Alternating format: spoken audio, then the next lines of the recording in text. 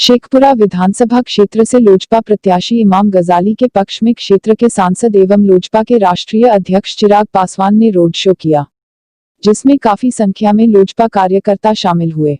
लोजपा के राष्ट्रीय अध्यक्ष ने कार्यकर्ताओं से अपने प्रत्याशी इमाम गजाली को भारी बहुमत से जीत दिलाने का अपील किया। एकमात्र अभी लक्ष्य यही है, लेकिन एक तरफ विकास और दूसरी तरफ बेरोजगारी पे लोग बात कर रहे हैं। आपके नीतीश कुमार विकास पे बात कर रहे हैं, तेजस्वी बेरोजगार पे बात कर रहे हैं। ये दोनों में क्या है? बेरोजगारों से पूछे उनकी समस्या कितनी है। बिहार में रोजगार मिले उसके लिए 15 साल में माननीय मुख्यमंत्री ने कुछ नहीं किया। पलायन आज भी वैसा ही हो रहा है। उसके जिम्मेदार मुख्यमंत्री हैं और तभी ये युवा आक्रोश उनके खिलाफ है। तो ये मुख्यमंत्री जो विकास का दावा करते हुए विकास कितना है?